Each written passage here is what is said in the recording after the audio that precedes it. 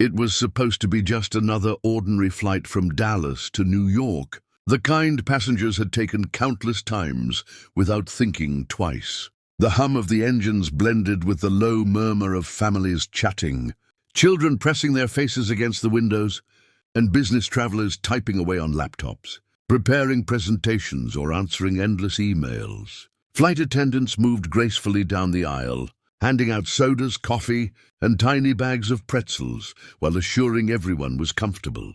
At 30,000 feet, with the aircraft gliding smoothly above the clouds, there was no hint of danger. No reason to believe this journey would become one of the most unforgettable stories in aviation history. Then in an instant, the calm routine shattered. One of the pilots, a man with decades of flying experience, suddenly clutched his chest and collapsed against the side of the cockpit. The co-pilot, reaching over to assist, groaned as his body gave way, slumping forward onto the controls. The plane jerked violently, the nose dipping just enough to throw passengers against their seatbelts. Alarms began to wail, flashing red warnings lighting up the cockpit. Gasps rippled through the cabin, children screamed, and adults clutched the armrests with white knuckles. Within seconds, word spread from the front rows to the back. Both pilots were down, and the jet was essentially flying itself with no one at the controls. The flight attendants rushed forward, panic barely contained in their voices as they grabbed the intercom. "Ladies and gentlemen," one of them said, her voice trembling, "if there is anyone on board with flying experience, please make your way to the cockpit immediately." The announcement echoed across the cabin, and for a brief, terrifying moment, there was nothing but silence. Passengers looked at one another, eyes wide with disbelief, praying someone, a pilot, a military veteran, even a hobbyist with real flying hours, would stand up. But no one moved. The gravity of the situation sank in. They were 30,000 feet above the ground, moving hundreds of miles an hour, with no one capable of landing the aircraft. Amid the sea of frightened faces, a quiet yet determined voice rose. "I can help," said a small figure standing from the middle row. All heads turned. It was a girl, barely 12 years old, her long brown hair tied back in a ponytail, her face pale but steady. Her name was Emily Parker. She took one step into the aisle, and her father instantly reached out, grabbing her arm. "Emily, no," he whispered harshly, his voice quaking with fear. "This isn't a game. Sit down." But Emily's eyes didn't waver. She leaned closer and whispered back, her words trembling but resolute. "Dad, I've trained on simulators. I know what to do. I can do this." The disbelief in the cabin grew thicker than the air itself. A child, a 12-year-old girl claiming she could handle a commercial jetliner?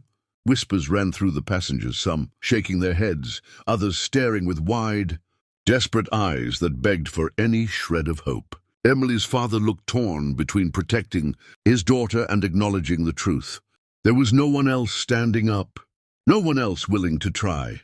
And so, as the plane rocked lightly from turbulence, Emily slipped past him, her small footsteps echoing against the floor.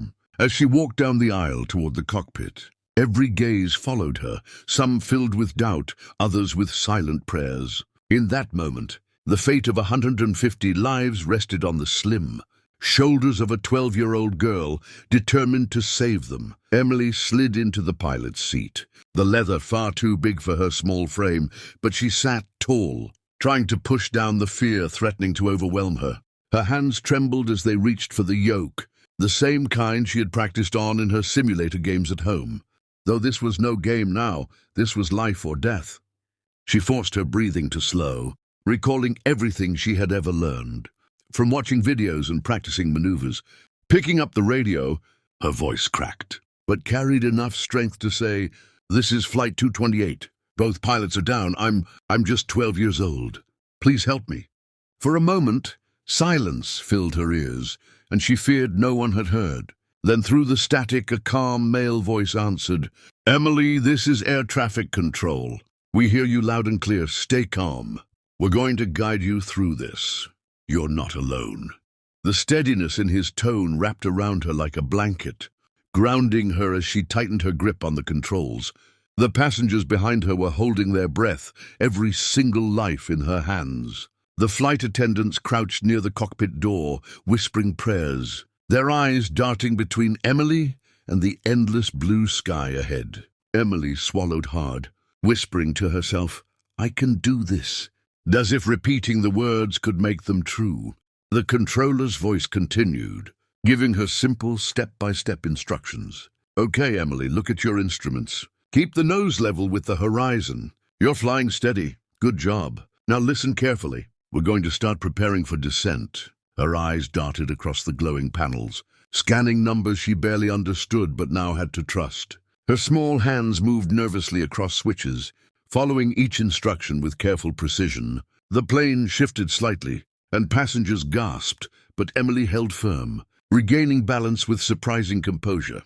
Every second felt stretched into eternity, but she reminded herself if she panicked, she'd lose control. Meanwhile, the cabin was heavy with silence, broken only by muffled sobs and whispered prayers. Families clung together, mothers kissed their children's foreheads, and strangers reached across aisles to hold hands. Everyone's faith was pinned on a girl who hadn't yet finished middle school. Emily's father sat frozen, his face pale with fear and awe, knowing his daughter was doing something unimaginable. Flight attendants tried to calm passengers, urging them to keep seatbelts fastened, though their own eyes were red with tears. Despite the chaos, Emily sat in the cockpit with a maturity far beyond her years, following each command with laser focus. "Emily, you're doing great," the controller said, his tone encouraging but firm. "Now I need you to start reducing your altitude. Pull back gently on the throttle. That's it, nice and easy." She obeyed, and the plane began to descend. The city skyline of New York appeared faintly in the distance, its skyscrapers glinting in the sunlight. Seeing the ground brought both relief and new waves of fear. The descent was the hardest part. Landing required precision that even trained pilots sometimes failed at. Emily's knuckles turned white as she gripped the controls, sweat dripping down her temples, but her eyes never left the runway that was slowly coming into view. The voice in her ear guided her like a lifeline. "Okay, Emily, line up with the runway. Keep your wings steady. Don't worry about being perfect, just steady. You've got this." Her heart pounded so hard it echoed in her ears, but she did as told, aligning the nose of the jet with the wide strip of pavement below. The engines roared, vibrating through the entire cabin as the aircraft dropped lower and lower. "Flaps down," the voice instructed. Her fingers trembled, but she pushed the lever, feeling the sudden shift as the plane slowed slightly, wings straining against the air. The ground rushed closer, every second a test of her willpower. At 500 feet above the ground, the cabin filled with a tense silence so deep it felt like time had stopped. The runway stretched out like a lifeline beneath them, and Emily's eyes stayed locked on it. "You're almost there, Emily. Hold her steady. Don't fight the plane, just guide it. That's it." The wheels screeched as they kissed the pavement, jolting the passengers forward.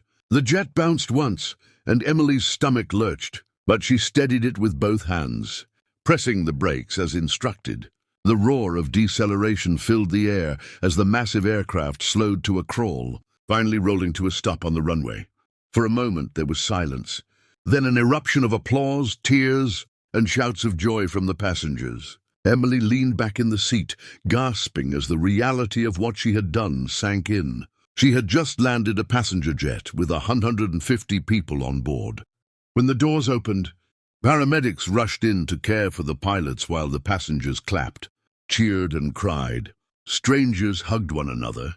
Her father burst into the cockpit, scooping her into his arms with tears streaming down his face. "You did it, baby," he whispered, his voice breaking. "You saved us all." Emily, exhausted and overwhelmed, simply nodded, too stunned to speak. News of the incredible landing spread instantly. By the time Emily stepped off the plane at JFK Airport, cameras were flashing, reporters shouting her name, and headlines already dubbing her the 12-year-old hero of the skies.